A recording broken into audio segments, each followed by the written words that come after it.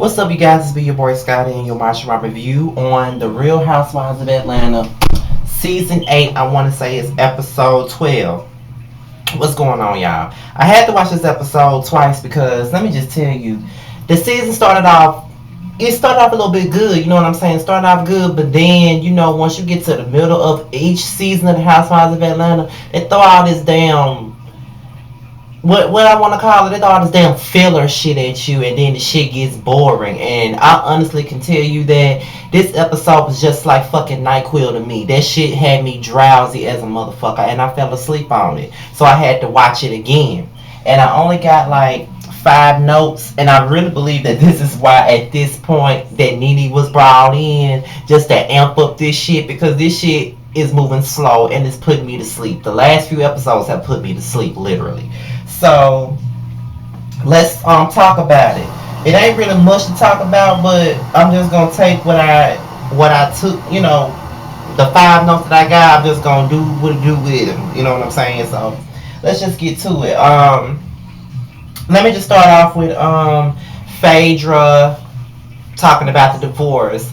I can honestly say that Phaedra has been more so a bore to me this season. Not only has she rubbed me the wrong way this season, but she's been pretty boring. It's only so many times I can see her with her kids and her kids still in the damn scene. You know what I mean? Like, I'm not saying that there's something wrong with her bringing her kids on camera, because Aiden is adorable to me and so is Mr. President, but that shit gets boring to me sometimes, and her kids be still in the scene anyway. You know what I'm saying? It's just like she ain't even in the scene because her kids are way more entertaining than her.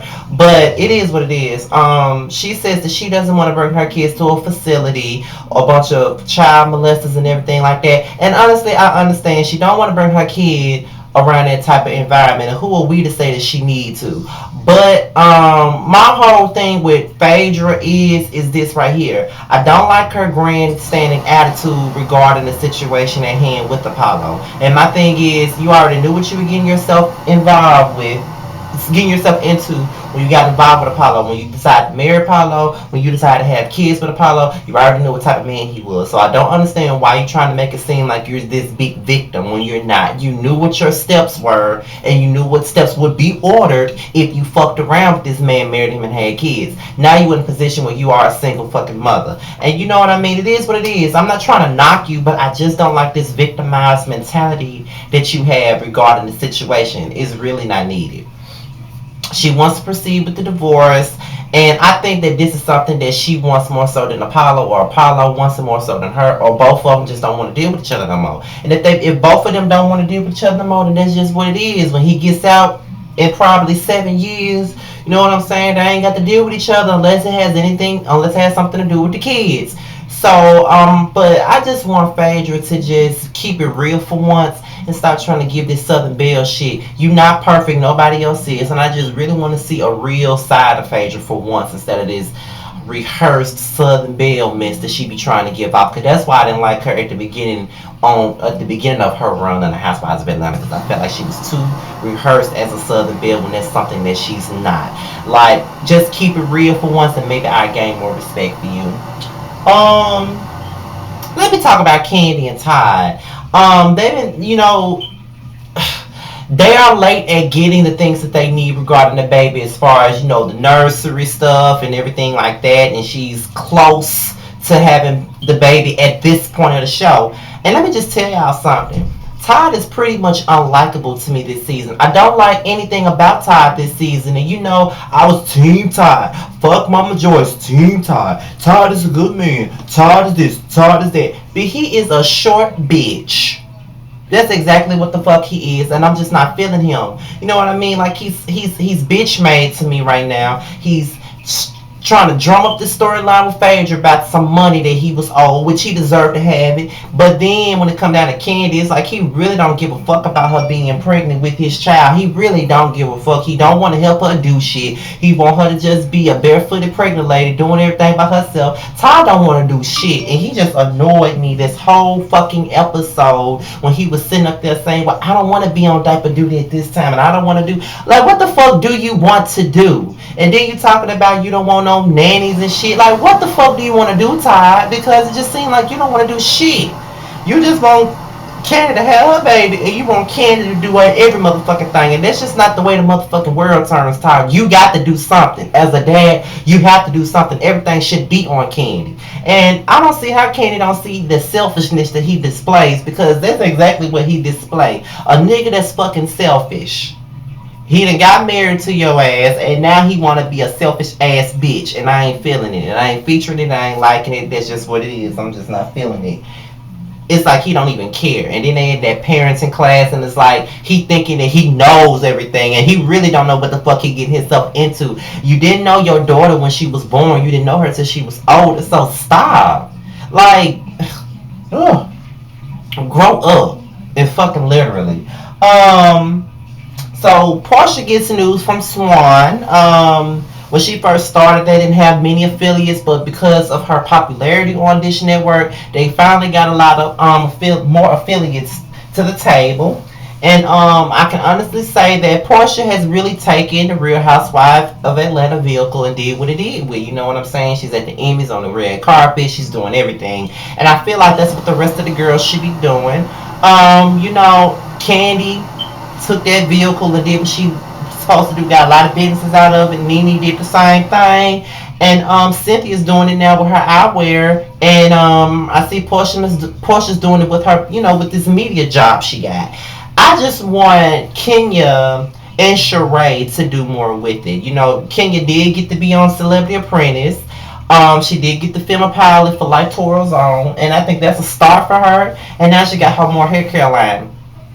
I just feel like Kenya could do more with the platform that she has. And everybody knows I really don't like Kenya, but at the end of the day, I just feel like she's one of those girls that got potential to do more with the platform that's given to her. And I just want to see her grow. And I feel like her and Sheree are in the same boat, because Sheree was so busy trying to be a fashionista that she really don't realize that her calling is to be in a fitness arena. And I feel like she'll slay in that arena if she would just, do a fitness tape, because Phaedra had no business doing one. And even though Kenya got a nice body, I feel like that wasn't her calling either. That fitness shit should be all about Sheree. Sheree need to take that fitness shit and take it to the next level. She need to have her a fitness tape. She need to have her need to invest in trying to get, like an energy drink or some, like energy shakes or whatever like that. Like, take that. Like, she should have products in GNC. I feel like Sheree need to take this vehicle. If she returns next season, she need to take that and do what it do with it. I feel like that fitness world is her calling. If she want to do fashion, it need to be workout wear. It don't need to be she by Sheree mess. I think she need to take that fitness shit and do damage with it. So, it is what it is. I want to see everybody take this platform and do what they supposed to do with it. And Portia doing it. Kim hosted a beatless lunch, and she wants to have all the girls there with no makeup on. And it looked like all the girls came with makeup on, except for Cynthia and Sheree. And I don't know if Candy had on makeup or not, but I know everybody else had on makeup. And Kenya took offense to the whole situation, and I don't know. Usually I'll read Kenya over something like this, but I don't know if she had any valid reasons to be upset about it. I really don't know, because I didn't see what she was really upset about. I mean, I didn't see anything pretentious about it, even though Kim is a pretentious bitch. I didn't see nothing pretentious about it. I didn't see anything wrong with what she said about the whole beatless, luncheon and coming in with our natural beauties and everything like that. Because I don't see nothing about it. I'm guessing she was just trying to get you guys to embrace your natural features. And I don't see nothing wrong with that. You know what I mean? I really don't. I don't see nothing wrong with it. I'm not going to read Kenya for her feeling tonight, because she has every right to that fact. But I don't see what the big deal was. Me personally, I don't see what the big deal was. I don't. She felt some kind of way about it. And you can honestly tell that there is some form of dislike between Kenya and Kim. Kenya and Kim don't like each other for whatever reason it is. They just don't vibe well with each other. I saw it from the moment Kim met Kenya. They just wasn't gonna get along. And from that mid-season trailer that we saw, it's not gonna go anywhere but down. So that's all I gotta say about that. Cynthia wants to do a commercial, and she wants Kim and Kenya to produce it. Now I feel like this is only for the show, but Kim does have a respectable background in directing. I know Kim produces or whatever, so it may be for the show, but at the same time they do have backgrounds in it, so it may not just be for show. But Cynthia invited Kim and Kenya to meet up for lunch to talk about it, and Kim was the only one that showed up, but Kenya wasn't there. Kim said she doesn't co-direct, but even though Kenya wasn't there, they can just go ahead and just do it with or without Kenya. They don't, whatever. But Cynthia still wants Kenya there. But Kim was throwing out some really good ideas, and Cynthia wants to run with it. So we'll see what happens with it, y'all. I know this video was just messy and about thrown together, but honestly, this episode really wasn't worth talking about, and I was really contemplating on whether I wanted to review it or not because I really didn't want to at all because the episode was so boring. And that's all I gotta say about that. Before I go, I just want to send a shout out to Lipstick Alley. They posted the last video that I did about the YouTube beef with the Fresh Collective or whatever, and I just want to say thanks again for posting my video and giving positive feedback about things that I said and things that I stand for. I mean, like I said, I really appreciate the respect or the disrespect. I just like for people to view my videos whether they like me or not, and it is what it is. Sometimes the criticism can be a bit much and it can be a bit hurtful at times, but it comes with the territory when you're opening yourself to the internet. People are going to talk and people are going to say whatever it is they want to say about you, whether they like you or not. So shout out to Lipstick Alley for that. Tomorrow is Love and Hip Hop New York. Steve J and Jocelyn premieres, and so does K Michelle My Life. I know for certain that I'm reviewing K Michelle My Life because I'm her number one fan. I love me some K Michelle. And y'all know I'm going to review Love and Hip Hop New York, but I don't know if I'm going to review Steve J and Jocelyn. I don't know. I just got to watch the show first to see what I'm going to do. As far as Real Housewives of Potomac, I don't like them stuck up bitches. I might just review it here and there. I don't know if I'm going to do a review every week on them, but I might just come in and do a review every other week because I don't like them hoes like that to do the review about them. But with that being said, y'all, I'm out of here. Let me go and take this sleep aid.